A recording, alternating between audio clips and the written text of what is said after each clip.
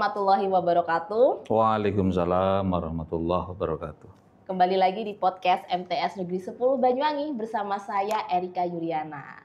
Nah sobat, di studio sudah hadir bersama saya seorang ustadz dari MTS 10 Banyuwangi, Ustadz Idam Khalid SPD. Assalamualaikum. Waalaikumsalam warahmatullahi. Beliau ini adalah guru fikih di MTS Negeri 10 Banyuwangi ya. Betul.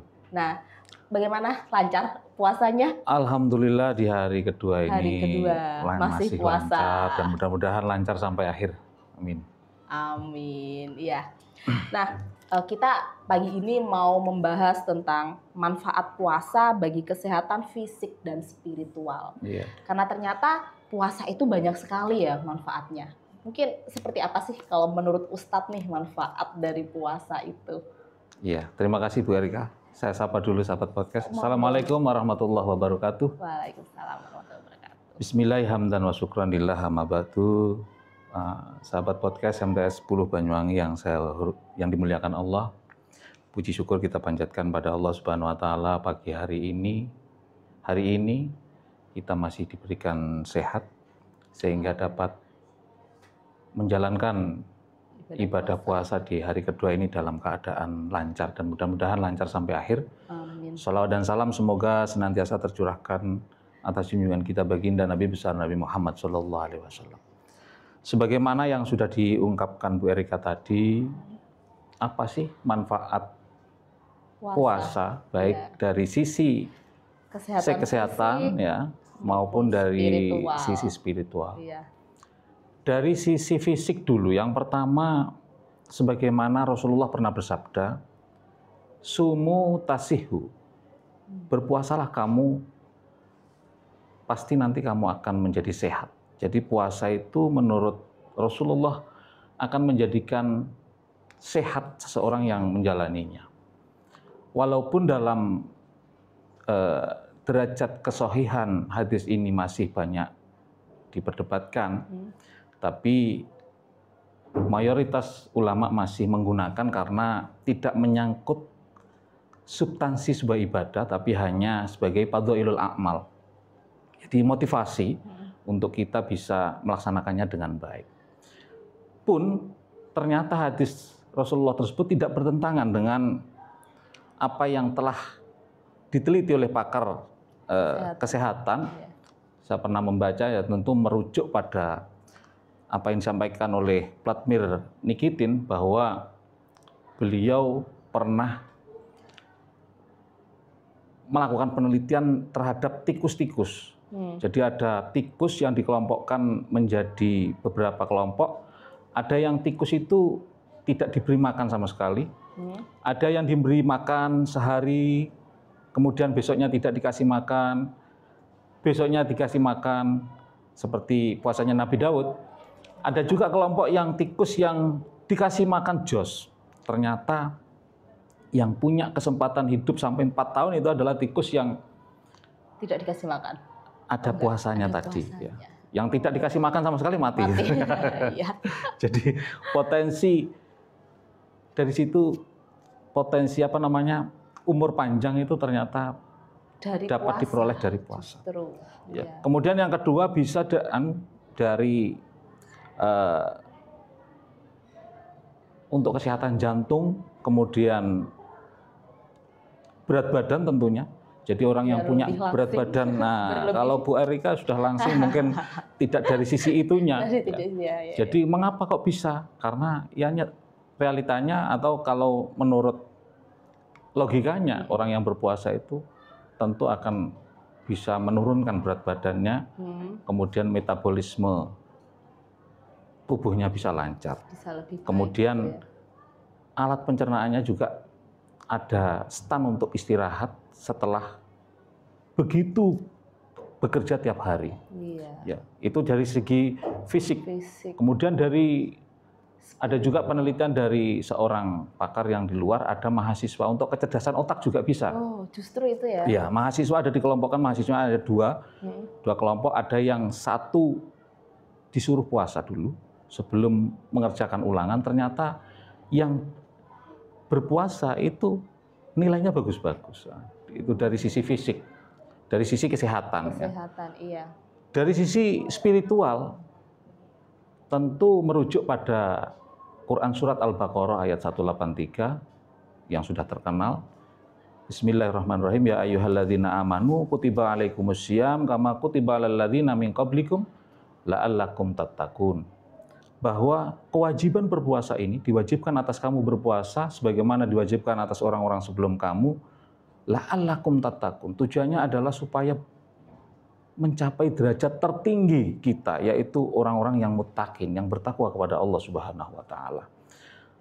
Jadi harapannya setelah berpuasa adalah mereka lebih bertakwa kepada Allah Subhanahu wa taala. Kemudian yang kedua, itu ternyata puasa mampu menghapus dosa-dosa. Ya. Sebagaimana hadis Nabi, man shoma ramadhana imanan wa ihtisaban ghufira lahu ma taqaddama min dzanbi. Barang siapa yang berpuasa Ramadan imanan dengan niat iman wa ihtisaban dan mengharap ridha Allah, ghufira lahu ma taqaddama min dzanbi, akan diampuni dosa-dosanya yang lampau. Jadi wajar ketika seseorang sudah melaksanakan puasa sesuai dengan syariat Islam dengan benar, maka setelah rampung puasanya 30 hari 1 bulan, mereka akan yuladu alal fitrah, kembali suci. Ya. Karena ma taqaddama min dzanbi, dosa-dosanya dihapus, diampuni. Dosa-dosa ya, yang sebelum-sebelumnya diampuni. Jadi ini kesempatan sekali ya. Kesempatan sekali kita untuk menghapus dosa-dosa kita di masa lalu. Ya, gitu. Tentunya untuk meningkatkan spiritual kita. Iya. Kemudian ada juga yang manfaat lainnya, yaitu ternyata puasa itu mampu memekang hawa nafsu. Iya. Hawa nafsu seseorang yang liar itu bisa kita ditundukkan dengan puasa. Pernah Rasulullah itu didatangi oleh sahabat. Rasulullah, ya Rasulullah, saya ini belum mampu untuk menikah. Maka kita tahu bahwa syahwat seorang pemuda itu sudah tahap tinggi-tingginya. Maka apa solusinya? Nabi Muhammad memberikan solusi, berpuasalah. Tidak dengan sholatlah, tapi berpuasalah. Karena dengan berpuasa itu mampu untuk mengekang hawa nafsu. Ada juga kisah tentang penciptaan akal dan nafsu itu sendiri. Jadi ketika akal itu ditanya, wahai akal, siapa kamu? Jawab akal, ana abdi, abduka. Ya. Saya adalah hambamu. Jadi itu akal ditanya seperti itu. Ternyata hawa nafsu ditanya, hai hawa nafsu, siapa kamu? Ana. Saya adalah saya.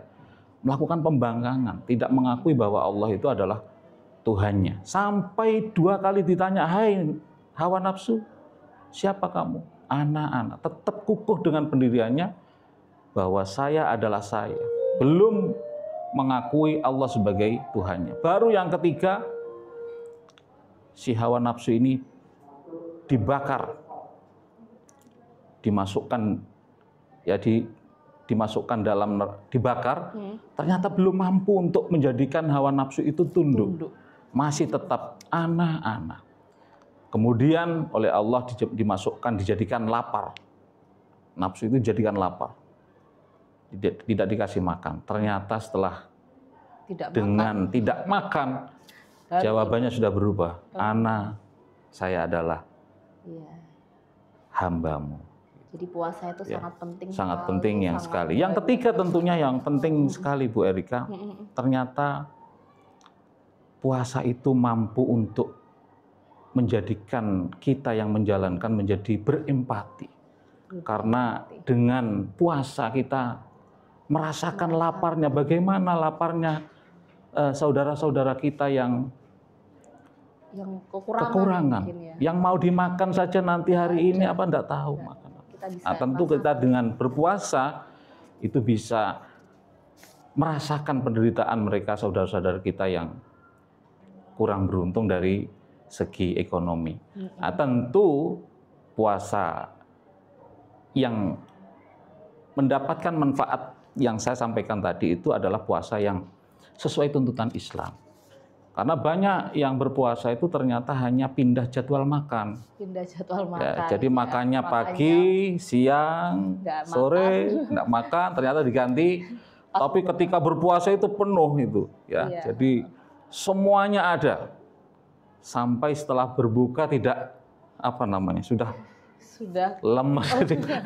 Ini yang kurang tepat. Jadi puasanya ya harus dihayati sesuai dengan syariat Islam. Gitu, Bu Erika. Kalau ini misalkan ada yang ketika berpuasa tidak kuat gitu ya Ustaz. Itu apa yang harus dilakukan? Misalkan mungkin dia sedang mengalami kondisi yang sakit yang tidak memungkinkan mungkin, atau ketika ada ibu hamil menyusui gitu ya. Itu kan tidak kuat ya, butuh banyak energi. Itu bagaimana sih Islam mengatur itu? Ya, itulah Islam. Islam itu adalah agama yang yang mengakomodir atau bisa merasakan kesulitan hambanya. Sebagaimana firman Allah, la yukallifullah nafsan illa wus'aha. Allah tidak memaksakan kehendaknya kecuali sesuai dengan kemampuannya. Jadi ketika ada orang yang sakit, dan sakit itu merupakan salah satu rukhsah yang bisa diperbolehkan kita untuk tidak berpuasa. Jadi ketika kita tidak mampu untuk berpuasa, tidak kuat karena alasan sakit dan lain sebagainya, itu diperbolehkan, rukhsah, diberikan keringanan oleh Allah Subhanahu wa taala. Tentu nanti juga harus aturannya. Kalau kita tidak bisa berpuasa hari ini, ya bisa diganti di waktu yang lain. Tapi kalau ternyata sakitnya itu memang tidak bisa untuk orang tersebut berpuasa, apakah bisa untuk diganti selamanya? Mungkin seandainya seperti itu. Iya. Itu bisa nggak sih ada diganti dengan bayar fidyah atau apa? Gitu? Iya. Jadi kalau orang itu yang tidak mampu untuk berpuasa di saat itu, maka harus diganti min ayyamin ukhor, di hari yang lain. Tapi kalau orang itu memang sakit dan tidak mungkin, kayaknya sakitnya sudah tidak bisa sembuh, mungkin ya. Itu baru bisa diganti fidyah. Jadi ada kategorinya, Bu Erika. Jadi ada yang orang itu hanya bisa diganti qadha, ada yang bisa diganti qadha dan fidyah, ada yang bisa diganti fidyah saja. Nah, kalau seperti orang yang sakit yang tidak mungkin diharapkan kesembuhannya, nah, itu tidak usah diganti yang lain, tapi cukup dengan fidyah.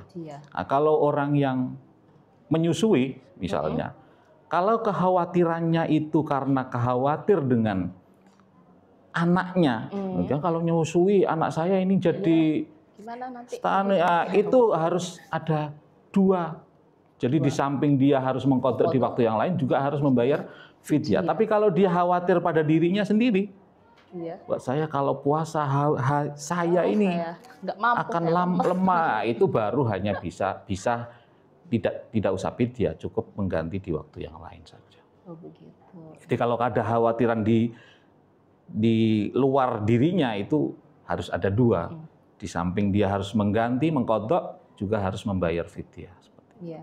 Tapi banyak sekali sebenarnya manfaatnya ya. Kalau dari segi manfaat, baik dari sisi kesehatan, sebagaimana yang sudah disampaikan oleh para pakar kesehatan, dan juga tentunya dari segi spiritual, itu sangat banyak sekali manfaatnya. Dan kesempatan sekali di bulan puasa ini kita berpuasa untuk meningkatkan ketakwaan kita dan juga untuk menghapus dosa-dosa kita tadi itu ya Ustadz ya. Seperti itu ya. Nah mungkin itu ya Ustadz ya. Obrolan kita kali ini. Terima kasih, semoga bermanfaat untuk kita dan pemirsa yang ada di rumah. Jangan lupa untuk like, komen, dan subscribe. Saya Erika Yuryana. Assalamualaikum warahmatullahi wabarakatuh. Waalaikumsalam warahmatullahi wabarakatuh.